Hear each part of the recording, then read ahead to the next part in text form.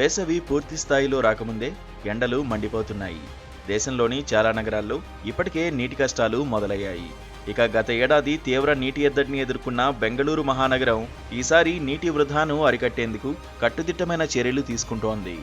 ఈ క్రమంలోనే ప్రస్తుతం వేసవిని దృష్టిలో పెట్టుకుని కర్ణాటక సర్కార్ ప్రజలకు కీలక హెచ్చరికలు జారీ చేసింది.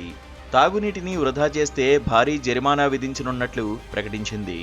ప్రధానంగా తాగునీటిని కార్ వాష్, గార్డెనింగ్ సహా ఇతర అవసరాలకు వినియోగిస్తే 5,000 రూపాయల వరకు జరిమానా విధించనున్నట్లు బెంగళూరు నగర వాటర్ బోర్డు అధికారులు వెల్లడించారు. వెహికల్ వాషింగ్, గార్డెనింగ్, నిర్మాణం, ఫౌంటైన్స్, వినోద ప్రయోజనాల కోసం సినిమా హాళ్లు, మాల్స్, రోడ్ల నిర్మాణం, క్లీనింగ్ వంటి కార్యక్రమాలకు తాగునీటిని ఉపయోగించడం నిషేధిస్తున్నట్లు స్పష్టం చేశారు. నిబంధనలు ఉల్లంఘించిన వారికి బెంగళూరు వాటర్ బోర్డు చట్టంలోని సెక్షన్ 109 ప్రకారం 5,000 రూపాయల జరిమానా విధిస్తామని హెచ్చరించారు. పదే పదే అలానే చేస్తే మరో 5,000 రూపాయలు అదనంగా జరిమానా విధించనున్నట్లు స్పష్టం చేశారు.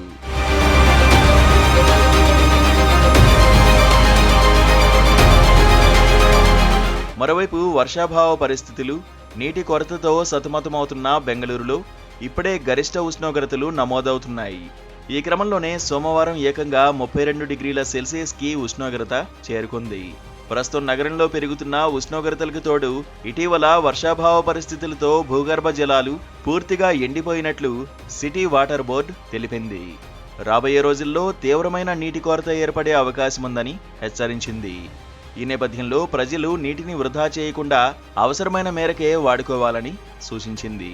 అయితే గతేడాది వేసవిలో కూడా బెంగళూరు వాసులు తీవ్రమైన నీటి సంక్షోభాన్ని ఎదుర్కొన్నారు. నగరంలోని 14,000 బోర్వెల్స్లో సగం వరకు ఎండిపోవడంతో బెంగళూరులో రోజుకు 300 నుంచి 500 మిలియన్ లీటర్ల నీటి కొరత ఏర్పడింది. ఇదే అదనంగా చూసుకుని ప్రైవేటు వాటర్ ట్యాంకర్లు దోపిడీకి పాల్పడ్డారు. ట్యాంకు నీటికి వేల రూపాయల్లో ఛార్జీలు వసూలు చేసి జేబులు నింపుకున్నారు. ఈ క్రమంలోనే మరోసారి అలాంటి పరిస్థితి తలెత్తకుండా కర్ణాటక ప్రభుత్వం కట్టుదిట్టమైన చర్యలు తీసుకుంటోంది. అందులో భాగంగానే నీటిని వృధా చేస్తే 5,000 రూపాయలు జరిమానా విధించనున్నట్లు వెల్లడించింది.